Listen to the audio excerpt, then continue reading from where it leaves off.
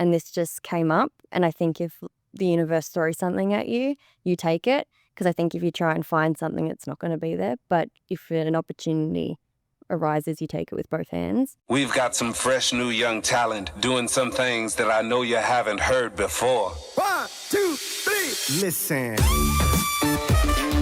Welcome to Finances, your home for all things financial, investment, money and lifestyle. Hosted and curated by the very talented team of certified financial planners at Burke Britton Financial Partners. So this is the Finances podcast, and this continues a bit of it's a tradition, but we've started a series of sort of giving people a bit of a peek under the hood of who works at Burke Britton. And one of your colleagues, Daniel Herseg, I pronounced his name wrong. Do you know how to pronounce Herseg? No, that's how I would have said it. Yeah, I have to listen back to the podcast because it's not how it's pronounced. Right. Yeah, so you have to ask him. Something fancy. Yeah, something with a little bit of a more of a Croatian a twang on it. Mm-hmm. But this series is aimed to introduce our clients and our listeners to our team members. And today's guests are Taylah and Sarinah McLean, dynamic duo who have only recently joined us at Burke Britton, but dare I say came as a package deal. Is that okay? You could say that. So Taylah and Sarinah, welcome to Burke Britton. I know I've already welcomed you. How long have you both been here now? Just the past 3 months. Yeah, just over 3 months. Okay. How's the first 3 months been? Really good. Yeah, definitely a learning experience, but I really enjoyed it so far. Taylah? Really good. It's kind of given us a complete insight on, I don't know what financial advisors do. It's nothing like you would expect it from the outside world, and a very much big appreciation and understanding of what administration staff do. Mm. Just come a little bit closer to that one, Taylah. Sorry. All good. When I was talking to Daniel, one of the we talked a little bit about that lack of understanding that there is in them, the world around what financial planning actually is. I think it's real that financial planning industry has done a really bad job, and as financial advisors, we've done a poor job of explaining what financial planning is. So I'll be interested to get your perspective on what you thought it would be versus what it was. But I want to start, and I know it's not always that cohesive when we've got multiple guests and you've both got your own background, but you guys have been working together for some time prior to being here at Burke Britton. So maybe give me a little bit of backstory for both of you, where you grew up, but also where you joined forces in your previous role. So I'll start with you, Taylah. So I grew up in Geelong. Yep. When I was 18, though, I did move to Melbourne and lived there for 2 years while I studied, which I really enjoyed, just being in a different environment. What were you studying? I did primary school teaching, but just felt like it wasn't what I expected it to be. It was very much learning more about myself, and they were kind of testing me on science rather than how to teach. And I understand there's probably a process and you have to go through all of that, but a semester in, I was like, this isn't for me. I then did go and complete a qualification in hairdressing. That was another passion. It's not a comment. Your hair looks lovely today. Thank you. I did, complete the qualification. That was another passion. Very hands-on. I tried to be creative. But I just found that it was probably too much of a creative side and not enough structure side. Mm-hmm. That there's too many variables that you can't control. And so I think that was more of just like a hobby that I could do if I wanted to, but it wasn't what I wanted to do full time. It wasn't where I wanted my passion to go. And then I'd worked in retail. I'd started as a casual, worked my way up to part-time, then to ASM. Whereabouts? At Prouds. The jewelers? Prouds the jewelers. And manager. And so, I've seen all sides. So it's very interesting coming back in and being not a manager, not having to lead a team. It's a bit of a different environment, but I'm enjoying it. Great. Well, it's a pretty broad spectrum from education to creativity to retail, leadership, management, now, well, I would argue not a complete shift, and we'll talk a little bit about the qualities that you guys both bring to your roles. But I think with most people, you end up being the amalgamation of all those experiences you've had, and you kind of take the best bit of each of those experiences you've had with work. And I reckon even in the 3 months that we've known each other, I've seen all of those to some degree. Sarinah, tell me a little bit about your backstory and how you also teamed up with Taylah at some point in your history. I'll get you to move just that way slightly. Yeah, perfect. Just in front, directly in front of the mic. Perfect. So I grew up in Ceres, just outside of Geelong. So I had a couple acres out there that grew up with like lots of sheep and things. So I grew up wanting to be a vet. So I actually studied 2 years of Bachelor Agriculture at Melbourne Uni before deciding that that wasn't for me. I didn't enjoy studying. It's not how I learn. So then I decided that I was going to be a police officer, going to be a detective, but I needed some real world experience. So I went and got a retail job. So again, started casual, same as Taylah, worked my way up to part-time and then worked my way into the assistant manager role. So I was there with Taylah for nearly 7 years. But we actually went to school together as well in high school. Okay. Yeah. I did ask where you went to school. We went to Clonard. Clonard. Okay. Yeah. Cool. So we've actually known each other for quite a long time. Yeah. Can I ask a question around the farming police? Yeah. Like, what were the influences there? You're on 2 acres in Ceres. That kind of makes sense. Like, you're rural. What about the police force? You're a family member or something in the No, workforce? I have a strong desire to help people. I've felt like it was something that I would be really good at. I like kind of a structure and process and like investigative work. Like I like digging around and things, trying to find an answer to things, trying to work out how things work. So I think that was probably a key driver. But yeah, I don't really know what drove it, but mainly the passion to want to help out. Process and structure makes sense knowing the two of you. I think that makes perfect sense to me. So you joined Prouds, just in terms of timeline. How long ago did you both begin at Prouds? I started in 2018. I started in 2014. Okay. So you guys have worked together for a while. So you've schooled together, worked together for a while. Yep. What do you see? I'm going to put you on the spot. What do you see Taylor's greatest strengths are? Oh,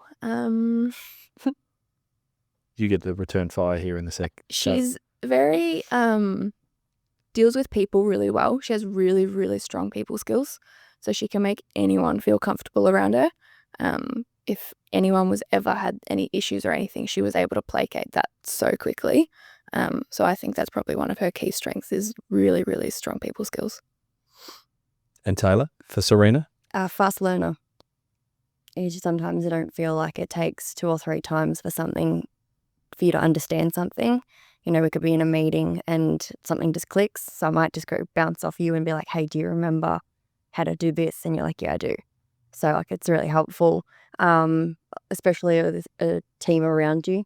If they need assistance, it's not just relying on one person. You can bounce off each other. And yeah, having that quick learner was really good. Yeah. I've got a bias here in terms of what I wanted to focus on with the two of you, because I think what the great story out of the recruitment of the two of you as a dynamic duo, well, number one, I think Amy already had some insight into having a relationship with, I think it was you, Sarinah, over a number of years. You played netball together, is that right? I played with netball with Amy for nearly 15 years, I think.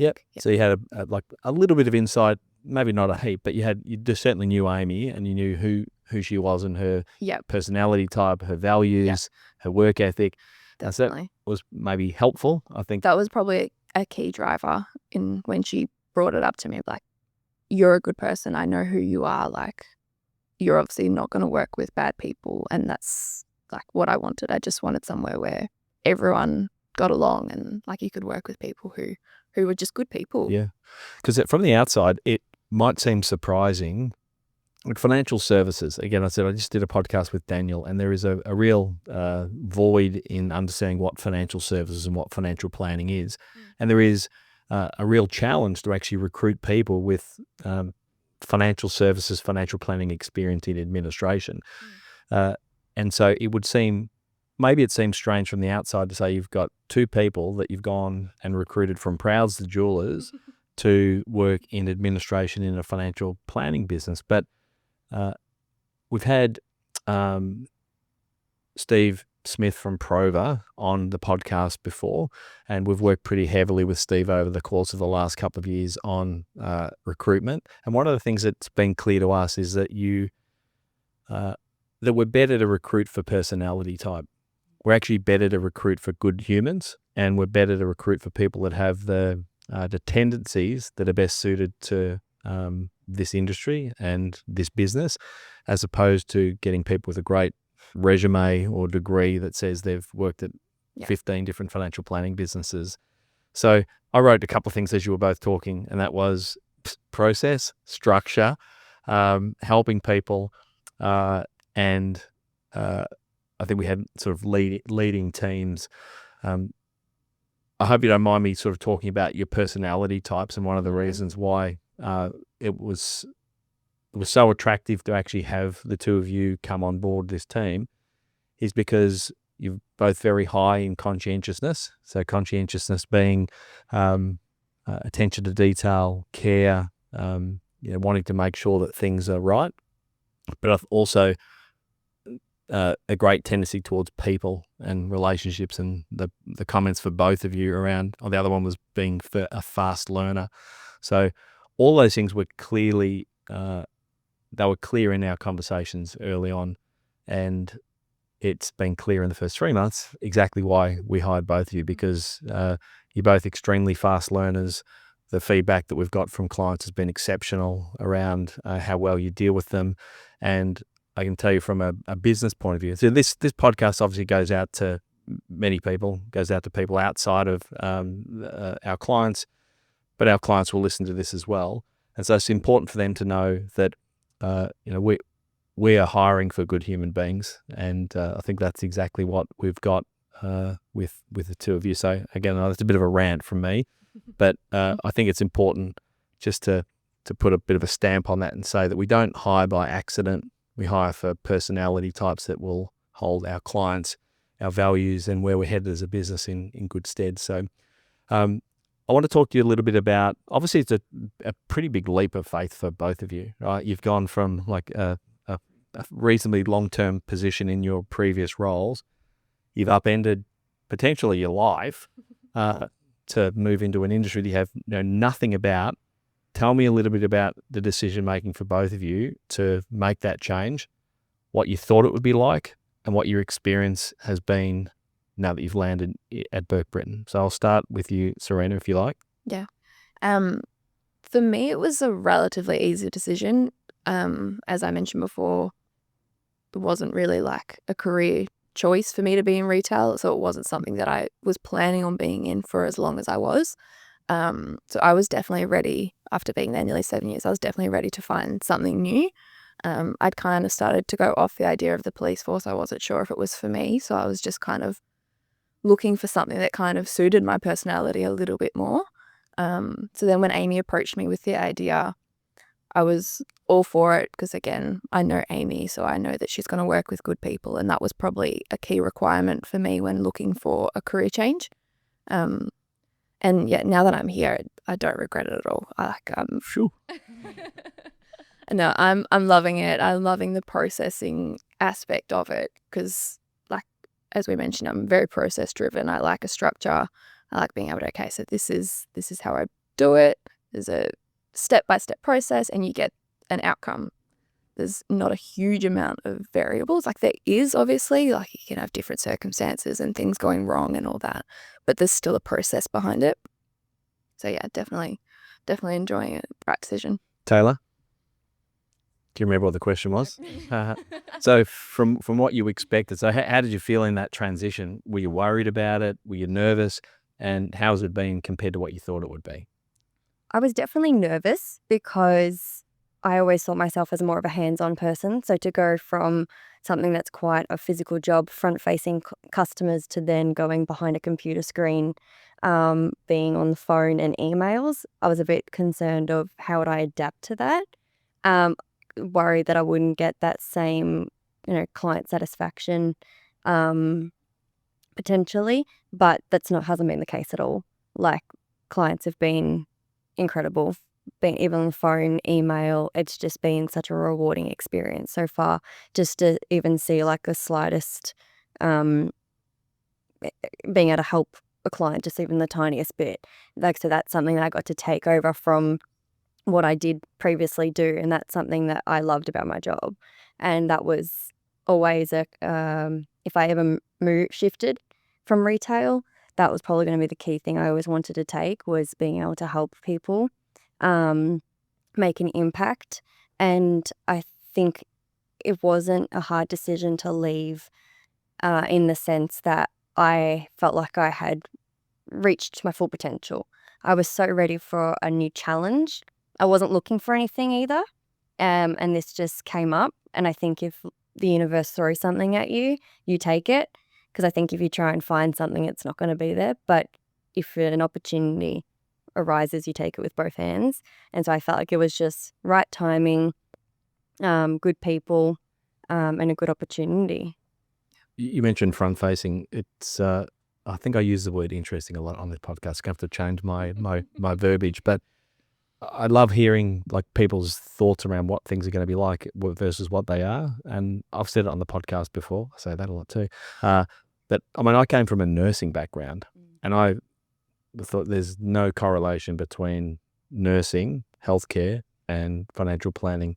The parallels are endless, and I think everything that you do well and had done well in your previous roles translates beautifully here. And again, I think I said to both of you in your sort of interviews when we're getting to know each other that I tried to scare you both off. And so this will be super challenging, right? This will be, I don't think I've come across anyone that has said that this isn't one of the most challenging industries and roles to be in, but it's also one of the most rewarding. Right? It is. You get lots and lots of client time. You get lots of time communicating with clients. Selfishly, as advisors, we get to sit in appointments with clients a lot, but more and more, our clients will know that have been with us for sort of 10, 15, 20 years, but they have a lot more to do with our team than they do with the advisors, or as much to do with the team sort of out the back as they do with the advisors, which I think has been a real shift in the industry. Like, we want to look after people as a team. It's not planners get to sit out the front and have all the great relationships and everyone else sits out the back and behind a computer. That we want to interact across the board, from advisors to our admin team, to our practice manager, to our reception, to our paraplanners. We want them interacting with clients. So I think that's important. The other thing which you mentioned, Taylah, around sort of leading teams, I was going to just touch on that quickly, that you said that you've gone from a role where you were leading teams, and it's interesting that you would have heard us talk a little bit about people being leaders irrespective of where they are. Yeah. So I think my view on this is that you're a leader no matter where you are. And I think both of you kind of demonstrate that in the things that you've done and the way you've handled the first 3 months. The fact that you do, I've noticed very much so, Sarinah, that you learn very quickly. Like, you learn very quickly, and that it says to me how important it is for us to continue to refine sort of systems and processes and make sure that they're easy to follow. What's been the hardest thing? So what's been the most challenging thing in the first 3 months? Something that you didn't expect that kind of threw you, or that was just challenging? I think just the role in general, because I came from knowing absolutely nothing about super or any sort of like just in general finances. I didn't have much of a knowledge base at all. So it was kind of learning that aspect as well as the role on top of that. But yeah, as you said, I'm a reasonably quick learner, so I feel like I've adapted pretty quickly. The struggle with that was probably you and Amy going over to America a week after we started, which, you know, we adapted to, and everyone else in the office was amazingly supportive. It was like, we noticed your absence, but like we didn't as well. Like we were still able to keep pushing things through and keep learning and growing in our roles without you being here. But it was a challenge, kind of. We didn't have that kind of key person to go to, so it was kind of the whole team kind of wrapped around us and supported us in that. That's awesome to hear. And I know I received all of that feedback from the team and from yourselves while Amy and I were away. I said to Daniel in my conversation with him, I always remind him, I said, remember, everything's a test. And a test for a business is to have its key leaders actually step away from a period of time and see what happens. And the litmus test for us, and this has happened a few times. So Peter's had significant times where he's been out of the business with health injuries or health issues. I've had multiple children, so I've stepped away. And the success of a business is kind of reflected in its people and its ability to be able to, like to your point, Taylah, to be able to lead, to be a leader and be a leader, whether it be some of our team that work out of Manila, whether it be our team here or our contract paraplanners. It's great to see people leading at every level, and that's what we continue to try and strive for. Taylah, what in your mind have been the biggest challenges in your first 3 months? Timeframes. Just realizing how important timeframes are. I think especially being in new business, I feel like things move very quickly. Like it could go from a positioning appointment to a plan present very quickly, but then there's, timeframes where it might go slow down. So just trying to figure out those timeframes. I do understand. I love how you're using the verbiage already. People go, what's a positioning appointment? What's a plan present? Time frames. Maybe I failed to begin with to actually talk about your distinct roles. So maybe just on that point, I'll stay with you, Taylah, but on that role, what function are you performing in the team at the moment? So at the moment I'm doing new business. So I'm helping new clients that come through once they've said they're proceeding to get advice, help obtaining all of like missing information to help the planners get everything they need to scope the advice. And then after the advice has been presented, lodging that. So making sure that new accounts are being set up, funds are going in, nomination forms are being submitted. So all of behind the scene work. Yeah. But all for new clients. So it's quite rewarding to see that process when they come in and then continue on to an ongoing client. It's the perfect example of a team working cohesively, because you've got advisors having that initial conversation with the client saying, here's all the things that we can do. From that point, there's a gap in the middle, and that gap, and you talk time frame, I'm glad you said time frame as the sort of one of the biggest challenges, is that the client expectation is that what we've talked about, what we can provide advice and support on, we deliver in a timely manner. And there's a whole heap, it's like ducks under the water. There's this peddling that happens behind the scenes to actually make that happen and make the end result for the client look fantastic. So what they've asked for, they receive. And then not only they receive a beautiful financial plan that explains exactly what we're doing, but then the business end starts, which is the implementation of it, which is when we say new clients or new business, it's that brand new client experience. It's onboarding a client that's being referred to us from maybe an existing family member, an existing client. They found us on Google and they come to us with a need. We turn that need into the delivery of an action. Like we actually make sure that they have an exceptional experience, and there's a lot of responsibility around that. And timeframes are critical. I think the type of people that thrive in that environment are people that like people, process, structure, helping people, and are happy to have those relationships. So I think we kind of nailed it in terms of your role, and even some of the conversations that you and I have had over, in recent days. I just love the questions that you ask, because I can hear your mind ticking over about the process. How do I actually refine this process to make sure that it's as it's not just the paperwork, but it's a good experience for the client. It's a great experience for the client. Yeah. Sarinah, talk to me a little bit about your role and what the function that you're performing here at Burke Britton. So I deal with the ongoing clients, so clients that have been with us for a little bit longer. So when they have changes in their advice, recommendations, that's when I come in. I get that all prepared, and then I implement all the changes for them and help them with all that. So similar role to Taylah, but more with the ongoing clients. Well, there's a lot more ongoing clients than there are new clients. The distinction between them two.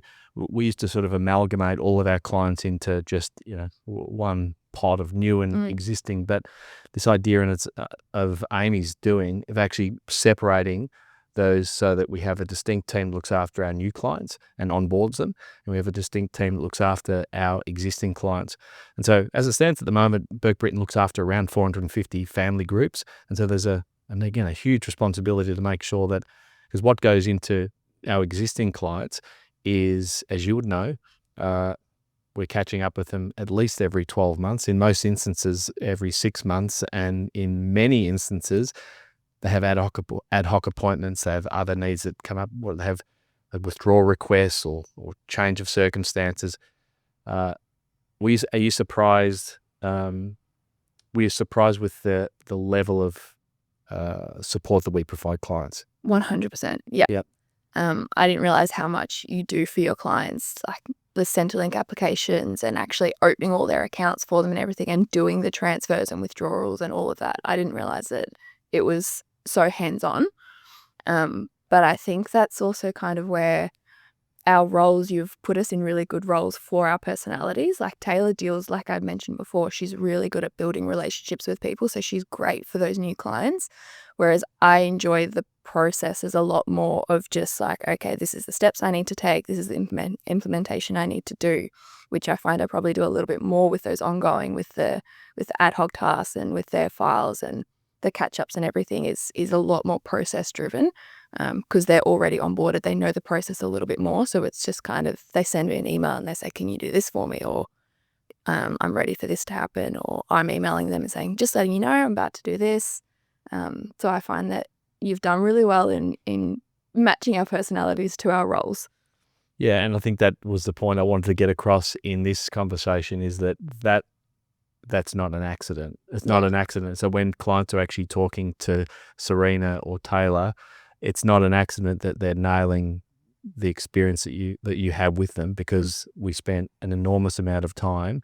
So if we could get Amy on the podcast, I know she's pretty busy at the moment, but if we got on the podcast to explain just the amount of effort and energy that she puts into recruitment, it is unbelievable. And it's all designed around making sure that our clients have an exceptional experience, that they love what we do for them, that we help sort of make their lives better, both financially and from a lifestyle point of view. So it's rewarding. It's great to hear that people are in their roles, enjoying their roles. I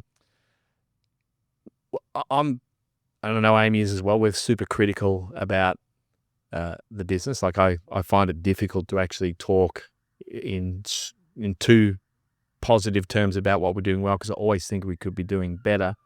From your perspective, is there anything that surprised you? We've talked about the level of care, but is there anything that surprised you from the outside coming in that you thought, wow, you guys do really well? And conversely, I won't just stay with the positives. Is there anything you've looked at and thought, here's something that we could potentially improve? So what did, on both fronts, what did you come in and think, well, I'd never thought of doing it that way, versus something that maybe you'd love to improve here now that you've been here for 3 months? I didn't really come in with a lot of expectations, so it's probably not, I think, I've already forgotten the question. That's all right. It was a very long-winded, nondescript question, which I tend to do. Taylah, do you remember what I said? I have an answer. I don't know if I remember the exact question. But I think something I was like surprised about is like an office job feels very structured and very like, I don't know, uniformed. And I think that the openness and the willingness to take on feedback, you've asked me multiple times, write anything down that comes to mind of how to improve anything. I'm like, I've only been here like a couple of weeks. Like, I don't want to ever, like, that doesn't feel right. But you've made it feel very comfortable. The whole team has, to throw out suggestions or ideas, or a fresh set of eyes can actually sometimes be a good thing. And like, that environment has been incredible. I think that was something I didn't expect. Yeah. Well, it's one of the reasons I like to even ask it on the podcast. Like, what could we do better? Because I'm not scared of you telling me, whether it be, and it doesn't matter if you don't have anything you want to say here, but even from clients, like when clients hear this, we're very encouraging of clients and everyone in the team saying, hey, here's something that's not working that we could actually do better. Because I suppose the vision for the business is that we continue to refine and improve the experience for clients. If we do that, many more clients will want to do business with Burke Britton. And as the number of clients grows, the opportunity for all the people that exist in here continues to expand. Amy and Delta and Brooklyn are perfect examples of people that began here with roles that, Delta's now been here nearly 25 years and started as a receptionist, and then was in paraplanning, practice management, had kids, came back, did a master's degree, now one of our key senior financial advisors. And so she's been able to do that in the small business. I get excited and think, what about if this business is not 20 strong, it's 30, it's 40, it's 50 strong, looking after 1,000 family groups, 3,000 family groups. Think about the opportunity for people in their career to progress, and many more people like yourselves to have great experiences with clients. Lots more conscientious team members. Before we close out, I know we've been talking for about half an hour thereabouts. Is there anything else that has surprised you or pleased you about your role so far, and what are you looking forward to in the next sort of 12, 18 months? I'll start with you, Sarinah. I think just the change in general has been really, really good. I've loved the challenge of learning everything. Like, I love a challenge, and I love learning despite not wanting to go to uni. I do. Yeah. I love a challenge, and that's what this role has done. It has challenged me. It really has. But I go home and I'm exhausted because I've actually used my brain. Like, in retail, it's a completely different level of kind of function. So I'd go home, still be tired, but this role is challenged me mentally, that I'm actually feeling more satisfied when I am tired, if that makes sense. So I'm really looking forward to just kind of settling into my role and just making it my own. Beautiful. Taylah? Looking forward to growing more. I feel like I've learned so much about myself in the last 3 months. That could be from doing the profile. Like, at the start, I was a bit shocked. So I understood. Were you shocked that we made you do it, or asked you to do it? We didn't make you do it? No, shocked by the result. Yeah. Just thought I would have had a different level of a percentage of different profiles. So that's been really interesting, and not fighting against it, being like, okay, cool, that's who I am, and really like trying to use it as a, I don't know, Amy said the other day, a superpower or something. Yeah. I've used Amy as that example of saying that you've got to be careful, because your strength can be your weakness. Like, it can be your kryptonite as well as your superpower. But I think a lot of it, and hopefully you continue to hear that there's a big focus for us here on not only professional development, but personal development, making sure that you have a sense of who you are. Because I think if you have a sense of who you are, your personality types, your preferences, how you like people to communicate with you, we work better as a team. So it's been a pleasure getting to know you both over the first sort of 3 months plus, even though I was away for a good chunk of it. We love having you both on board. It was great to have you come as a dynamic duo. I look forward to having you both back on the podcast, and maybe giving us an update on what you think in another 6 or 12 months. And again, from myself and everyone here at Burke Britton, plus the clients that I speak to that comment and talk so well of both of you, thanks for your first 3 months. Thanks for having us. Thank you. Cool. It's been great. We hope you enjoyed today's episode. If you're keen to understand more about how financial advice could benefit you, Follow us on Instagram, Facebook, and Twitter at Burke Britton FP, or Google Burke Britton Financial Partners. Check out our client reviews, testimonials, and make a time to meet one of our certified financial planners by clicking Book Now on our website. Thanks for listening. Any information contained in this podcast is of a general nature only. No account was taken as to the objectives, financial situation, or needs of any particular person. Therefore, before making any decision, listeners should consider the appropriateness of any information with regard to their particular objective, financial situation, needs, and seek independent advice from a licensed professional specific to their circumstances. That translates to don't be a moron and act on what some random person says on a podcast. Take personal responsibility, do your homework, ask questions, and speak to an actual human that knows what they're talking about before you do anything. PB Financial Solutions Proprietary Limited, trading as Burke Britton Financial Partners, are authorised representatives of AMP Financial Planning Limited, AFS, licence number 232706.